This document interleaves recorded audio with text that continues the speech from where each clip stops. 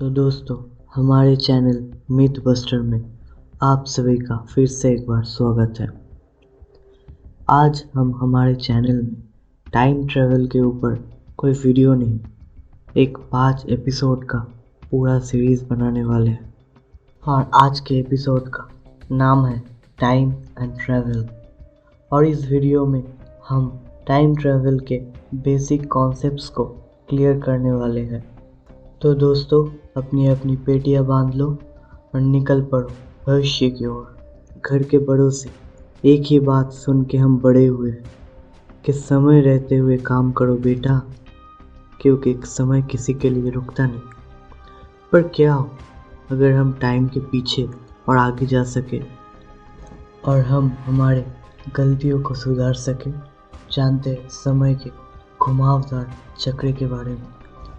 अगर देखा जाए तो हम रोज़ ही टाइम ट्रैवल करते हैं और इस टाइम ट्रैवल का टाइम रेशियो है 1 घंटे में 1 घंटे का सफ़र। मतलब हम धीरे धीरे हमारी भविष्य की ओर ही तो जा रहे हैं। पर क्या हो अगर हम इस समय के डिस्टेंस को बहुत ही कम कर सके, यानी बहुत ही कम समय के अंतराल में बहुत ही ज़्यादा समय का सफ़र तय कर सके। डॉक्टर एल्बर्ट आइंस्टाइन के थ्योरी ऑफ रिलेटिविटी आविष्कार होने से पहले समय को लेकर हमारा धारणा कुछ अलग ही था। वैज्ञानिक सोचते थे कि पृथ्वी पर अगर 365 डेज में 1 साल होता है तो वैसे ही ब्रह्मांड के किसी भी ग्रह पर भी 365 डेज में ही 1 साल होंगे। पर थ्योरी ऑफ रिलेटिविटी आने के बाद ये व्याख्या संपूर्ण बदल गया। हम जान पाए टाइम एक नदी के पानी की तरह होता है।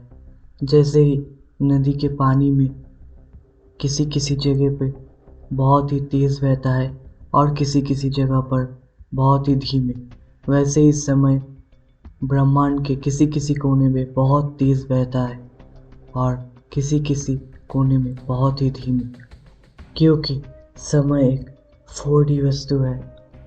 और इसी थ्योरी के मुताबिक जो वस्तु जितनी तेज़ दौड़ पाएगा या गति लाभ कर पाएगा, वो व्यक्ति के लिए समय उतना ही धीमे हो जाएगा।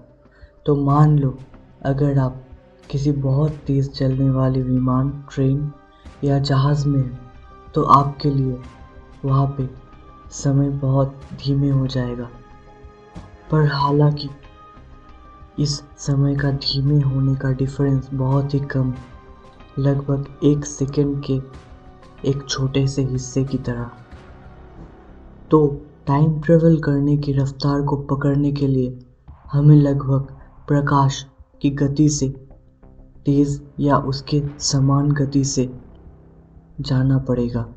मशहूर वैज्ञानिक डॉक्टर स्टीफन हॉकिंस ने तो एक ऐसी रेल पटरी का कल्पना किया था जो प्रकाश की रफ्तार से पृथ्वी के चक्कर लगा सके।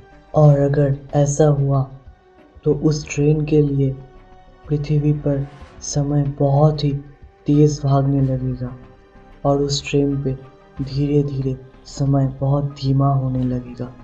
हालांकि उस ट्रेन पे मौजूद यात्रियों को इस बात की कोई फील नहीं होगी, पर धीरे धीरे उस ट्रेन का 1 मिनट पृथ्वी के 1 महीने के समान चला जाएगा। और 1 साल बाद वो यात्री जब ट्रेन से बाहर निकलेंगे तो वो देखेंगे पृथ्वी बहुत बहुत साल आगे जा चुका है भविष्य में। पर हाँ, जानने वाली बात यह है कि इस थ्योरी के अनुसार हम केवल सिर्फ समय के आगे मतलब फ्यूचर पे ही जा सकते हैं, समय के पीछे यानी पास्ट पे नहीं। तो अगर हम सवाल करें कि क्या ऐसी ट्रेन बनाना पॉसिबल है, तो आंसर होगा आज के ज़माने पे तो नहीं, क्योंकि आइंस्टाइन के थ्योरी ऑफ रिलेटिविटी के चलते एक बात और भी है कि जो व्यक्ति जितनी तेज़ी से जाएगा उसका मास उतना ही बढ़ जाएगा। और अगर हम ऐसा ट्रेन बना भी लें तो वो ट्रेन इतनी तेज़ी से जाएगा, मेरा मतलब वो अगर प्रकाश की तेज़ी से भाग भी पाया तो उस ट्रेन का मास इनफाइनाइट लेवल तक चला जाएगा। और ऐसी ट्रेन को चलाने में हमें एक इनफाइनाइट ऊर्जा स्रोत का भी ज़रूरत पड़ेगा, जो इस वक्त पे तो हमारे पृथ्वी पे मौजूद नहीं है। पर विज्ञान अभी धीरे धीरे बहुत ही तरक्की कर रहा है, तो शायद हम ऐसी सोर्स का पता ढूंढ भी ले और ऐसी ऊर्जा शक्ति को कलेक्ट करना सीख भी ले, और तब जाकर ऐसी ट्रेन बनाना सफल हुआ और हम टाइम ट्रैवल कर पाए। तो आज हम हमारे इस पहले एपिसोड में ये जाने कि टाइम ट्रैवल क्या है और कैसे पॉसिबल है। हालांकि थ्योरी ऑफ रिलेटिविटी एक बहुत ही बड़ा मुद्दा है, पर आज के हमारा वीडियो बेसिक को लेकर था। पर नेक्स्ट वीडियो में हम थ्योरी ऑफ रिलेटिविटी को भी जानेंगे। तो आज के लिए इतना ही, मिलते हैं नेक्स्ट वीडियो पे। अगर आपको हमारी कुछ भी अच्छा लगा तो लाइक करें।